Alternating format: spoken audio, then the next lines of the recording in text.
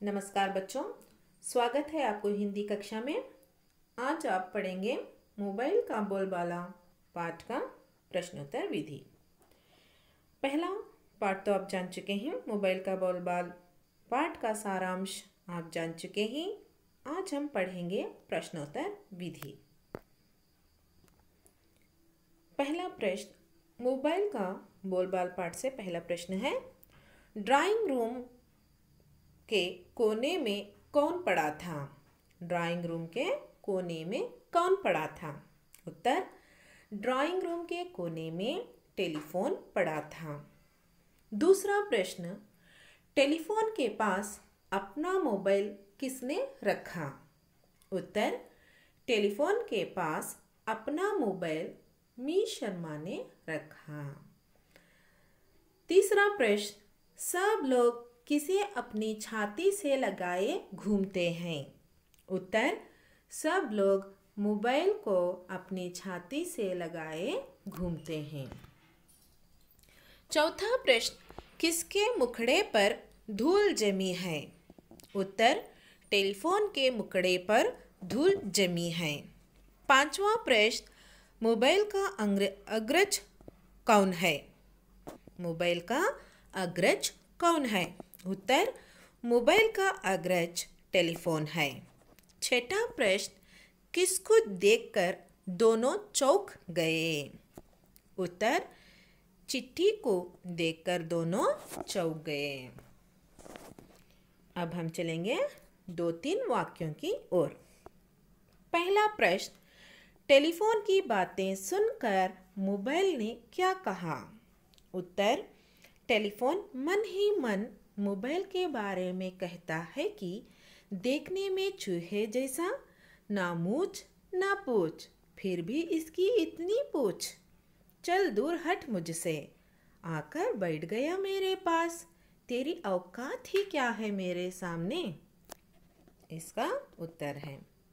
दूसरा प्रश्न, टेलीफोन की बात सुनकर मोबाइल ने क्या कहा?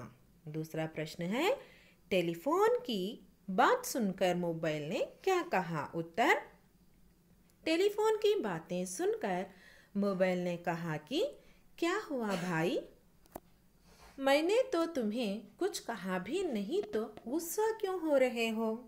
मुझसे कोई गलती हो गई क्या? मैं माफ़ी चाहता हूँ, तुम मेरे बड़े भाई हो। तीसरा प्रश्न, पर्दे के पीछे से चिट्ठी ने क्या कहा? उत्तर, पर्दे के पीछे से चिट्ठी ने कहा कि मेरे प्यारे दोस्त, तुमने सच कहा, समय सदा एक समान नहीं रहता। चौथा प्रश्न, चिट्ठी ने मुस्कुराते हुए क्या कहा? उत्तर, चिट्ठी ने मुस्कुराते हुए कहती है कि जो मिल जाए, जितना मिल जाए, उसी में खुश रहना सीखो। अब हम चलेंगे दूसरी गति की ओर। अन्य वचन रूप लिखिए। गलती, गलतियाँ, बातें, बात, बातें, चिट्ठी, चिट्ठियाँ। यहाँ पर भावचित्र भी है। गलती, यहाँ पे गलती को हम क्या करना, दीर्घ अक्षर में लिखना चाहिए। जो दीर्घ अक्षर में रहता है उसे हम क्या करना, स्वर में लिख देना चाहिए। अब हम चलेंगे दूसरी गति की ओर। अन्य लिंग रूप लिखिए। भाई का लिंग रूप है, स्त्रीलिंग रूप है बहन। मालकिन का लिंग रूप मालिक। बूढ़ा का स्त्रीलिंग रूप बूढ़ी। दादी स्त्रीलिंग रूप है, उसका पुल्लिंग रूप है दादा। भाई, बहन, मालकिन, मालिक, बूढ़ा, बूढ़ी, दादा, दादी, दादा। अब हम चलेंगे विलोम शब्द की ओर। बहुत का विलोम है कम, यहाँ पर भाई करके है। बहन का विलोम शब्द होता है भाई। यहाँ पे प्रिंटिंग मिस्टेक्स हुई है तो देख लीजिए थोड़ा। पास का विलोम है दूर। बड़ा का विलोम है छोटा। अग्रज का विलोम है कनिष्ठ। सुंदर का विलोम है कुरूप। अच्छा का विलोम है बुरा। दोस्त का विलोम है दुश्मन। सच का विलोम है झूठ। समान का विलोम है असमान। अंदर का विलोम है बाहर। शाश्वत का विलोम है अशाश्वत।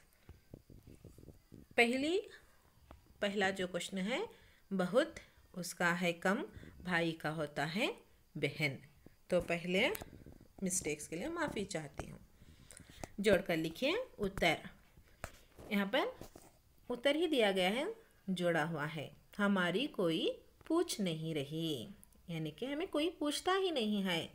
इसमें हमारा क्या कसूर? क्या कसूर है इसमें? हमारा क्या कसूर है? सदियों से तुम्हारा ही राज था। एक ना एक दिन यह होना ही था। बात तुम्हारी बिल्कुल सच है। शुद्ध शब्द पर गोली लगाइए। यहाँ पर बच्चों आपके टेक्स्ट बुक में क्वेश्चंस हैं। जो शुद्ध शब्द है उसके लिए गोला डालना चाहिए, यानी सर्कल बनाना चाहिए, जो मैंने आंसर यहाँ पर लिख दिया है। आप टेलीफोन, गुस्सा, मोबाइल, नाराज, उपदेश, इस पर गोला लगा दीजिए। नेक्स्ट विधि की ओर बढ़ेंगे। सही शब्द चुनकर खाली जगह भरिए। यहाँ पर भी जो सही शब्द है उसे हम रिक्त स्थान में भर देंगे। आंसर हमने यहाँ पर लिख दिया है। राज, धूम, एक सा, गिटर पिटर। दूसरी गति की ओर बढ़ेंगे। कन्नड़ या अंग्रेजी में अनुवाद कीजिए। मुझसे कोई गलती हो गई क्या? इसका कन्नड़ रूप है नन्निंद ಏನಾದರೂ ತಪ್ಪಾಯಿತೇನೋ। दूसरा प्रश्न है अपने आवाज सुने महीने बीत जाते हैं। ನನ್ನ ಶಬ್ದವನ್ನು ಕೇಳಿ ತಿಂಗಳೇ ಕಳೆದು ಹೋಯಿತು। आज तुम मुझे उपदेश दे रहे हो। ಇವತ್ತು ನನಗೆ ಉಪದೇಶ ಕೊಡುತ್ತಾ ಇದೆಯಾ? आज तुम, ಇವತ್ತು ನೀನು ನನಗೆ ಉಪದೇಶವನ್ನು ಕೊಡುತ್ತಾ ಇದೆಯಾ?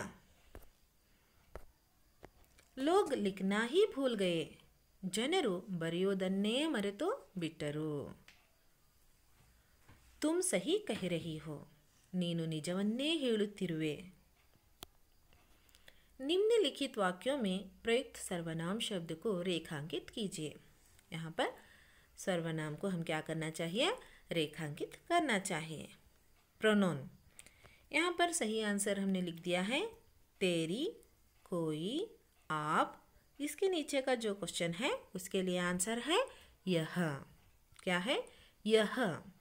तो हो गया हमारा पूरा प्रश्नोत्तर विधि और व्याकरण विधि। पाठ का सारांश भी हमने जाना, प्रश्नोत्तर विधि भी हमने पूरा कर लिया, व्याकरण विधि भी हमने पूर्ण कर लिया। अब हम मिलेंगे अगले पाठ के साथ। जब तक के लिए धन्यवाद। चलिए बच्चों, उससे पहले कुछ यहाँ पर मैंने एक कोटेशन डाला है, आप उसे पढ़ लीजिए। हम मिलेंगे अगले पाठ के साथ।